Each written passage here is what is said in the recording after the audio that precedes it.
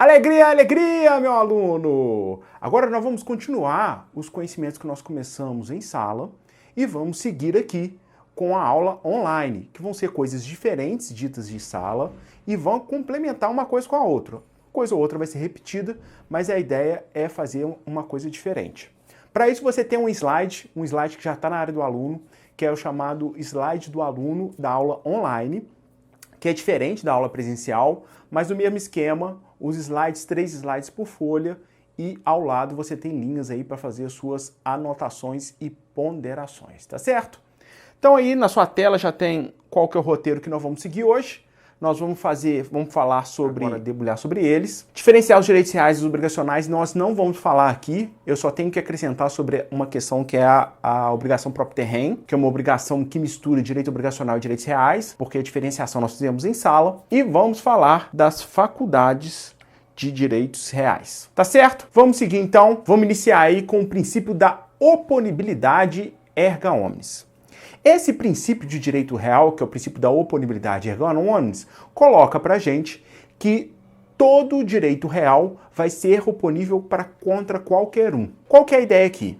Para que os direitos reais funcionem, todo mundo deve respeitar o direito do outro, ou seja, deve se abster, deve fazer nada para que infrinja no direito real do outro. Surge o direito para aquele que é proprietário ou para aquele que é detentor de um outro direito real qualquer, o direito de se opor contra qualquer um que tenta invadir o seu direito real. E aí ele tem a oponibilidade contra quem? Contra todos. Diferente no contrato, que é só contra o contratante que você tem a oponibilidade, aqui a oponibilidade é contra todos. E aí surge esse princípio que é da oponibilidade. Chama a atenção que alguns livros chamam esse princípio, alguns autores, arraigado, uma ideia antiga de direitos reais, ele chama esse princípio do absolutismo. Por quê? Porque antes tinha a ideia que os direitos reais, principalmente a propriedade, que é a rainha de todos os direitos reais, é um direito absoluto, não podendo sofrer qualquer tipo de ponderação ou qualquer tipo de restrição.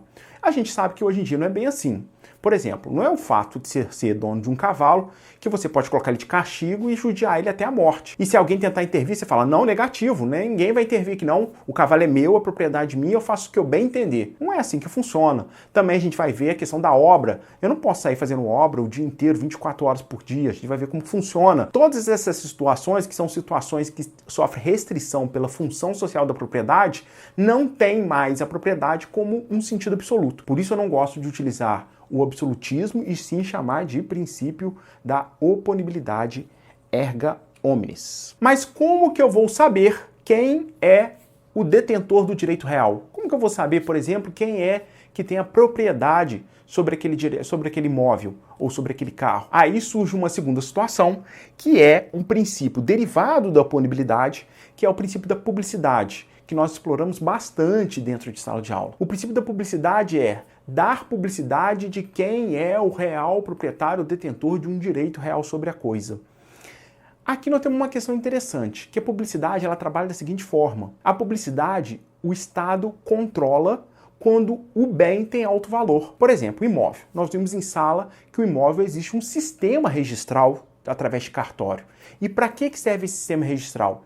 Justamente para ter esse controle sobre aquele bem, ou melhor, sobre aquele direito sobre aquele bem. O carro, por exemplo, também nós temos um controle estatal, o CRLV. Agora imagina você uma caneta que você compra na papelaria. Qual o controle estatal que tem sobre aquela propriedade? Nenhuma. Mas não existe então publicidade sobre ela? Claro que existe. No caso da caneta que você compra na papelaria, você tem, na verdade, a externação daquele poder, dos poderes da propriedade. Você externa, utilizando a caneta, mostrando, emprestando para os outros, você externa os poderes da propriedade e com isso existe a publicidade. Agora olha, presta atenção. Bens de alto valor, o Estado controla. Bens de baixo valor, o Estado não controla. Mas nós temos bens intermediários, né? Nós podemos comprar um computador aí de alto valor, nós podemos comprar uma televisão, que a gente acaba fazendo o quê? Guardando a nota fiscal. A nota fiscal, apesar dela ter cunho fiscal, controle fiscal, ela também serve como uma demonstração de propriedade. E por isso que você guarda a nota fiscal, para demonstrar a propriedade, para você, se você tiver algum problema com aquele equipamento equipamento, você poder trocá-lo,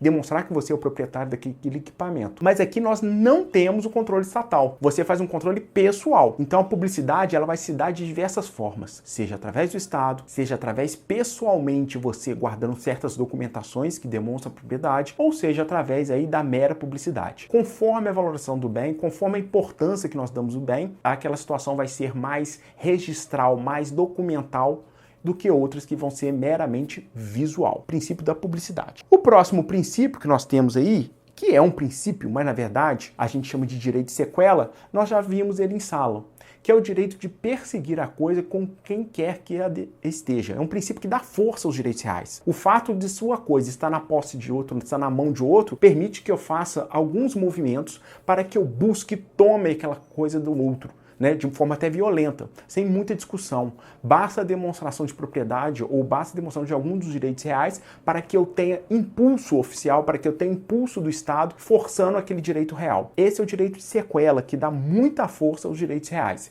Mas é um princípio, na verdade, um princípio de buscar a coisa, quem quer que injustamente a possua. E esse princípio, tendo força, tendo publicidade, não pode ser qualquer coisa que permita eu ter direito real. Então nós temos, então, o princípio da taxatividade. O que o princípio da taxatividade fala? O princípio da taxatividade fala o seguinte: só é direito real aquilo que a lei determinou. Não necessariamente tem que ser o Código Civil. Nós vamos ver que o 1225 do Código Civil faz um rol de vários direitos reais. Mas existem, como, por exemplo, alienação fiduciária, em legislações outras e outras leis, também direito real. Mas lá, por exemplo, na alienação fiduciária, diz expressamente: esse direito é um direito real. O fato que a taxatividade coloca é que só a lei, em números clausulos, em números fechados, pode determinar o que é direito real e o que não é direito real, para delimitar essa força a um limite que o Estado queira dar, aquele poder que o Estado queira dar sobre aquela coisa. Dentro do princípio da taxatividade, um dos mais fortes é, sem dúvida nenhuma, um dos que tem mais descrição é o 1225 do Código Civil. Vamos ver ele aí inteiro na sua tela. Esse princípio da taxatividade, no 1225, como eu disse, não é um rol taxativo, mas ele é taxativo porque tem que estar presente em lei. Então nós temos aí, nós vamos estudar todos eles: propriedade, a superfície, a servidão, o usufruto, o uso, a habitação, o direito do promitente comprador do imóvel, o penhor, e o artigo segue: a hipoteca, a anticrese, a concessão de uso especial para fins de moradia, que foi acrescido em 2017, a concessão do direito real de uso e o direito de laje. Esses são, então, os direitos reais que vão ser trabalhados. Além disso, os que estão na legislação esparsa, como alienação fiduciária. Mas, além disso, nós precisamos ver agora sobre como funciona uma relação jurídica de direito real. É uma questão importante. Bem, se eu posso me opor a qualquer um, se eu posso me opor contra todos, a relação jurídica de direito real, ela vai se formar, de um lado, a pessoa que é detentor do direito real, e do outro vão estar a comunidade. Todo mundo que deve respeitar esse direito real. Essa é a relação jurídica de direito real. Chama atenção porque muita gente acha que a relação jurídica de direito real é formada pela detentor do direito real de um lado e do outro um bem. Não existe relação jurídica de uma pessoa com bem. A relação jurídica é sempre entre pessoas. Lembra do seu Wilson lá que estava perdido lá na ilha? Para que o direito é servir para ele? Para nada. Ninguém vai regulamentar um direito, criar um sistema jurídico para uma única pessoa. Não faz sentido. Você é senhor de si e não precisa de leis para te governar. Diferente quando a gente vive em comunidade.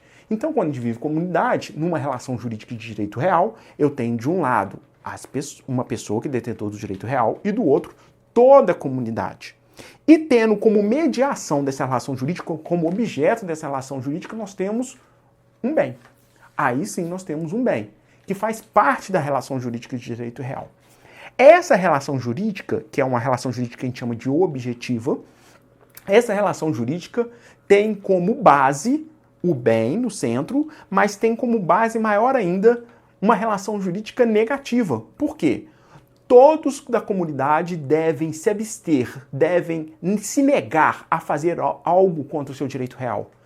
Toda pessoa, de forma injusta, não pode atingir o seu direito real. Com isso, a relação jurídica de direito real, em princípio, ela é negativa e sempre contra todos. Você deve estar pensando, e quando alguém viola meu direito real. Ou seja, ao invés de alguém se abster de fazer alguma coisa e não fazer alguma coisa, acaba fazendo e violando meu direito real. Aí surge uma relação jurídica, a segunda relação jurídica, que é a relação jurídica aí que está na sua tela, que é a relação jurídica positiva, ou a relação jurídica subjetiva. Ela acontece quando alguém, uma pessoa específica, não é toda a comunidade, viola seu direito real. O objeto continua sendo bem, mas uma vez violado esse direito real, o Estado tem que agir para retomar o estado anterior. Ou seja, ele tem que colocar a situação de volta para o lugar que é da relação objetiva. Agora, uma coisa interessante é que mesmo nessa relação subjetiva de violação, continua existindo a relação objetiva. Por quê? Aonde passa um boi, não passa uma boiada. Mesmo existindo a violação do direito por uma pessoa, todas as demais pessoas da comunidade são obrigadas a seguir e continuar se abstendo de violar seu direito real. Inclusive, o próprio violador, apesar de ter violado um direito real, ele continua tendo a obrigação de não violar os demais ou violar mais. Ou seja, sempre existe a relação objetiva de direito real. Mesmo existindo a violação subjetiva, ainda assim a relação de direito real vai se permanecer objetiva em qualquer situação. Vamos para o próximo ponto. O próximo ponto trata-se da obrigação propter rem. Essa obrigação propter rem, ela é de direito obrigacional, mas ela tem efeitos sobre os direitos reais. Nós vimos as diferenças em sala entre direito obrigacional e direito real. Aqui acontece um pouquinho diferente. Por quê? A relação jurídica é de direito obrigacional, mas o titular do bem, o dono, o proprietário do bem, é que vai pagar essa conta, mesmo ele não agindo para contribuir para essa conta. Exemplo clássico: você recém compra um apartamento num prédio e não pede certidão negativa. Muito comum acontecer isso, de não pedir essa certidão negativa de débitos condominiais. Você vai, muda para sua casa, de repente, toque, toque, toque. Você vai ver quem que é? O síndico. O síndico vira para você e fala o seguinte: Leandro, eu vim aqui te cobrar o condomínio que está em aberto aí de 1 ano. Você, na mesma hora, tomou aquele susto, né? E fala assim: não, seu síndico, acho que o senhor está errado. Eu acabei de mudar, tem 15 dias. Mês que vem eu vou pagar o condomínio, mas essa dívida não é minha, é do antigo morador. O síndico, muito educadamente, me instrui, me ensina. Fala assim: Leandro, deixa eu explicar, isso é uma obrigação propter rem. Apesar da obrigação ter sido gerada pelo antigo proprietário, ela segue o titular do bem. Como o titular do bem agora é você tem que pagar essa conta. Olha que coisa boa, hein? É a mesma coisa que acontece com o IPTU, com o IPVA.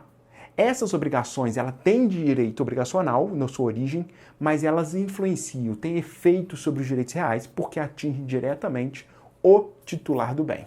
Então é isso. Essa foi a nossa aula online de hoje. A gente vai ficando por aqui. A próxima aula a gente se encontra novamente. Até lá. Tchau. Um abraço.